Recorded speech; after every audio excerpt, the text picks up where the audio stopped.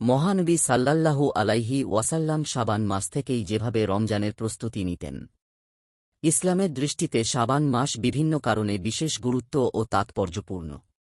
এ মাসকে মহানবী সাল্লাল্লাহু আলাইহি ওয়াসাল্লাম শাবানু শাহরি, শাবান আমার মাস বলে অভিহিত করেছেন।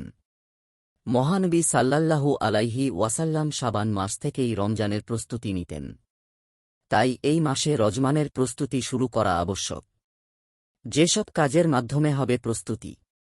রমজান মাস ফলপ্রসূ করতে রমজানের আগে প্রস্তুতি নেওয়ার কারণ হল নিজেকে ইবাদত, বন্দেগী ও সাধনার জন্য প্রস্তুত করা, যেন রমজানের আগেই আলস্য দূর হয়ে যায়। প্রস্তুতি দুই ধরনের: ইবাদতের মাধ্যমে প্রস্তুতি, বৈষয়িক প্রস্তুতি। ইবাদতের মাধ্যমে প্রস্তুতি যেমন: ১. দোয়া করা। মহানবী সাল্লাল্লাহু আলাইহি ওয়াসাল্লাম রজব মাস থেকে রমজান লাভের দোয়া করতেন। রাসূল সাল্লাল্লাহু আলাইহি ওয়াসাল্লাম দোয়া করতেন, আল্লাহুম্মা বারিক লানা ফি রজাবা ওয়া শাবান ওয়া বাল্লিগনা রমাদান। শুআবুল ঈমান, হাদিস ৩৫৩৪। ২. তাওবা করা। রমজান মাসকে ফলপ্রসূ করতে তাওবা করে পাপমুক্ত হওয়া আবশ্যক। আল্লাহ বলেন, হে মুমিনরা, তোমরা সবাই আল্লাহর কাছে তাওবা করো যেন তোমরা সফল হতে পারো। সূরা নূর আয়াত ৩১। ৩. বেশি বেশি নফল রোজা রাখা। মাহে রমজানের প্রস্তুতি হিসেবে রাসূল সাল্লাল্লাহু আলাইহি ওয়াসাল্লাম শাবান মাসে বেশি বেশি রোজা রাখতেন। আয়েশা রাদিয়াল্লাহু আনহা বলেন, আমি আল্লাহর রাসূল সাল্লাল্লাহু আলাইহি ওয়াসাল্লামকে রমজান ছাড়া কোনো পুরো মাসের সাওম পালন করতে দেখিনি এবং শাবান মাসের চেয়ে কোনো মাসে অধিক নফল সাওম পালন করতে দেখিনি। সহিহ বুখারী, হাদিস ১৯৬৯। ৪. কাজা রোজা আদায়। কারো যদি বিগত রমজানে কোনো রোজা কাজা হয়ে থাকে, তবে আরেক রমজান শুরু হওয়ার আগেই তা আদায় করে নেওয়া উত্তম। আয়েশা রাদিয়াল্লাহু আনহা বলেন, আমার ওপর রমজানের যেসব কাজা রোজা থাকত, সেগুলো শাবান মাসের ভেতরে আদায় করে ফেলতাম। মুসলিম, হাদিস ১১৪৬। ৫. রোজা রাখার ব্যাপারে সতর্ক হওয়া। শাবান মাসে মহানবী সাল্লাল্লাহু আলাইহি ওয়াসাল্লাম অধিক পরিমাণ রোজা রাখতেন। তবে এ মাসের শেষ ১-২ দিন রোজা রাখতে নিষেধ করেছেন। নবীজি সাল্লাল্লাহু আলাইহি ওয়াসাল্লাম রমজানের ১ বা ২ দিন আগে রোজা রাখতে নিষেধ করেছেন। সহিহ বুখারী, হাদিস ১৮১৫। ৬. বেশি বেশি দানসৎকা করা।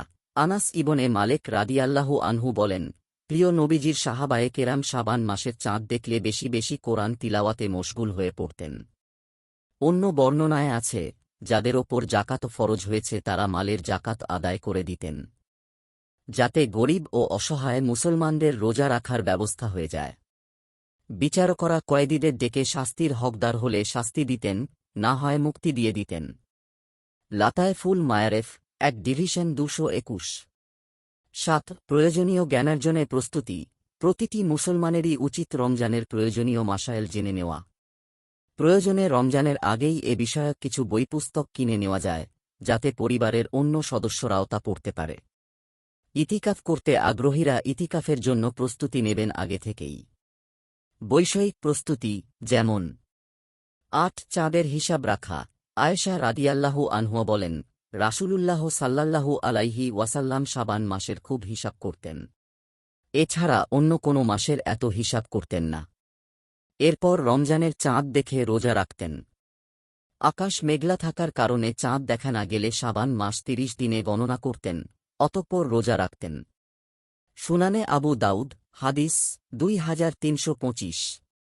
৯. মানুষকে সতর্ক করা।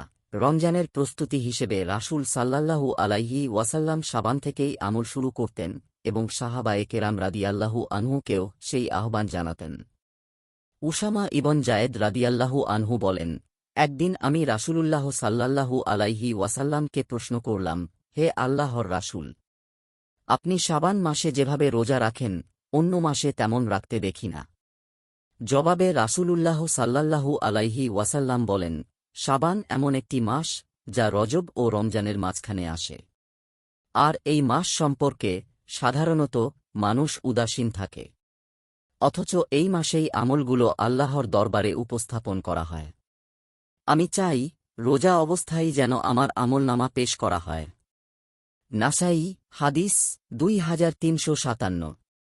10 ওমরাহ আদায়ের প্রস্তুতি। ওমরাহর প্রস্তুতি। রমজানে ওমরাহর বিশেষ ফজিলত রয়েছে, তাই যাদের সামর্থ্য আছে তারা রমজানের আগেই ওমরাহর প্রস্তুতি গ্রহণ করবে। মহানবী সাল্লাল্লাহু আলাইহি ওয়াসাল্লাম বলেছেন, রমজান মাসে একটি ওমরাহ আদায় করা একটি ফরজ হজ আদায় করার সমান। বুখারী 3/222। নিয়মিত ইসলামিক এবং স্বাস্থ্য বিষয়ক ভিডিও পেতে লাইক, কমেন্ট, ফলো এবং চ্যানেলটি সাবস্ক্রাইব করে পাশে থাকবেন। মহান আল্লাহ আপনাকে উত্তম যা দান করুক। আমিন।